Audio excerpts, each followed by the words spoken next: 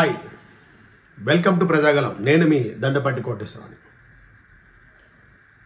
ఈరోజు అందరికీ ఉపయోగపడేది అండ్ పోలీస్ స్టేషన్ అంటే పోలీస్ స్టేషన్కి ఫిర్యాదు చేయడానికి వెళ్ళడం నేరమా, లేకపోతే ఫిర్యాదు చేసిన వాళ్ళే ఆ శిక్ష అనుభవిస్తున్నారా అర్థం కావట్లేదు కదా.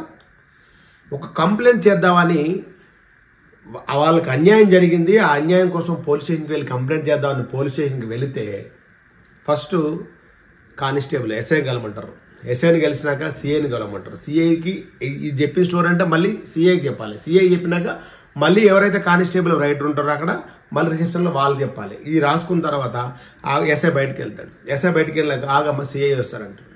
మరి అంటే ఎస్ఐ వింటారు, కన్సల్ట్ ఎస్ఐ. మళ్ళీ అన్నీ అయినాక ఇప్పుడు కంప్లైంట్ ఇచ్చిన వాళ్ళు రోజంతా నరకం అనిపించి 2 రోజులు 3 రోజులు తిరిగినాక అప్పుడు కంప్లైంట్ తీసుకున్నాక అవతల వ్యక్తికి అప్పుడు పిలుస్తారు. అంటే వీళ్ళు శిక్ష అనుభవిస్తున్నారా, వాళ్ళు శిక్ష అనుభవిస్తారా అర్థం కాకుండా పోతే ఎవరు నేరస్తులు. కంప్లైంట్ ఇవ్వడానికి వెళ్ళడం కూడా పాపమేనా అని 80% కేసులు బయట చేసుకుంటున్నారు. ఎందుకు ఈ బాధ, తలకాయ నొప్పి, వెళ్తే వాళ్ళు మాట్లాడరు, వీళ్ళు ఉండరు, ఆ సిఐ అప్పుడు వస్తాడు, లేకపోతే సిఐ ఎవరు చేశారమ్మా, ఎలా చేశారంటే ఏంటి అన్నీ అడుగుతారు. కానీ వీళ్ళు మళ్ళీ వాళ్ళు రాకముందే వీళ్ళు వస్తారు. ఎవరైతే కంప్లైంట్ ఇచ్చారో వాళ్ళు పిలవకముందే మళ్ళీ పిలుస్తారు. వాళ్ళు పిలుస్తారు మీరు రామ్మా అని. వాళ్ళకు 2-3 గంటలను ఉంచితే వాళ్ళకి అర్థమవుతుంది వాళ్ళకి నొప్పి ఏంటని. కంప్లైంట్ ఇవ్వడానికి తిరగడానికి వెళ్ళాలి, కంప్లైంట్ రాయాలి, మళ్ళీ తీసుకురావాలి, చెయ్యాలి, అన్ని చేసినాక 3-4 రోజులు వీళ్ళు తిరగాలి. కానీ ఆయన వచ్చి ఒకరోజు ఎవరితో ఫోన్ చేపిస్తాడు. ఆ ఎవరికో ఫోన్లు చేపించి ఆ ఎమ్మెల్యేనో వాళ్ళతో ఫోన్లు చేపించి మళ్ళీ ఆయన ఎప్పుడు వస్తాడో తెలియదు. అంటే ఇది ఒక పాపం అయిపోతుందా? ఫ్రెండ్లీ పోలీసులు అంటే ఎక్కడ? నేను తెలంగాణలో గత అంటే ఎప్పుడో తిరుగుతాను. నేను ఒక 5-6 నెలల నుంచి పోలీస్ స్టేషన్లు ఎక్కువ శాతం తిరిగి కంప్లైంట్లు ఏంటంటే ఒక పోలీసులు ఒక సిఐ అంటాడు, మీరు ఒక్కరు రావాలండి, మీరు ఒక్కరు వస్తే మేము చేస్తాము, ఎవరు సిఫార్సులు అవసరం లేదు ఇక్కడ. మరి సిఫార్సులు అవసరం లేనప్పుడు మీ పోలీస్ స్టేషన్ చుట్టూ కొంతమంది పైరవీలు చేసే వాళ్ళు ఎందుకు ఉంటారు? అది నాకు అర్థం కావట్లే. సిఫార్సులు అవసరం లేదు, కేసులు ఎవరు కూడా ఒక స్త్రీ అయినా ఒక పురుషుడైనా ఒక్కరు ఒక దగ్గరికి పోలీస్ స్టేషన్కి వెళ్ళాలంటే భయపడతారు, ఎవరినో ఒకరు తోడు తీసుకెళ్తారు. మీకేమైనా డబ్బులు ఇస్తామంటున్నారా, అన్యాయం చేస్తామంటున్నారా, లేకపోతే మీరు చెప్పింది చేయకపోతే అట్లా సిఫార్సులు అవసరం అంటారు. సిఫార్సులు లేకుండా ఏ పోలీస్ స్టేషన్ నడుస్తుంది చెప్పమనండి. ఏ పోలీస్ స్టేషన్ సార్ నీతిగా చేశాను అని చెప్పండి. ల్యాండ్లు గవర్నమెంట్ ల్యాండ్లు కబ్జాలు చేసుకోవాలి అనుకుంటాండి. ఎవరైనా కబ్జాలు చేసుకుని వాళ్ళకెళ్ళి బెదిరిస్తారు సివిల్ మ్యాటర్లో. వీళ్ళకి సంబంధం ఏంటి? ప్రతి గవర్నమెంట్ సైట్లో కూడా వీళ్ళకి ఫ్లాట్లు ఉంటాయి. వీళ్ళకి సంబంధం ఏంటి? వాళ్ళ దగ్గర డబ్బులు డిమాండ్ చేయడం ఎందుకు బెదిరించాలి? మీకేం సంబంధం? సివిల్ మ్యాటర్ అది. మీకు పోలీస్ కోర్టు ఏమైనా మీకు ఇచ్చిందా? ఎవరైనా కట్టుకుంటుంటే మీరు కూలగొట్టడానికి మీరు బందోబస్తుకి వెళ్ళాలి. మీ పని ఏంటి? లా అండ్ ఆర్డర్ చూసుకోవాలి, క్రైమ్ అవ్వకుండా చూసుకోవాలి. సివిల్ మ్యాటర్లో మీకు సంబంధం లేదు. ఎంఆర్ఓ కేసు పెడితే కేసు ఫైల్ చేయాలి, వాళ్ళని తీసుకురావాలి, అంతవరకే. వాళ్ళు ఎవరైనా కట్టుకుంటే అక్కడ పోయి బెదిరిస్తారు. పోలీస్ వ్యవస్థ ఎప్పుడు మారుతుంది? పోలీస్ వ్యవస్థలా ఉంటే మాలాంటి వాళ్ళు ఇంకొకరు వెళ్ళరు.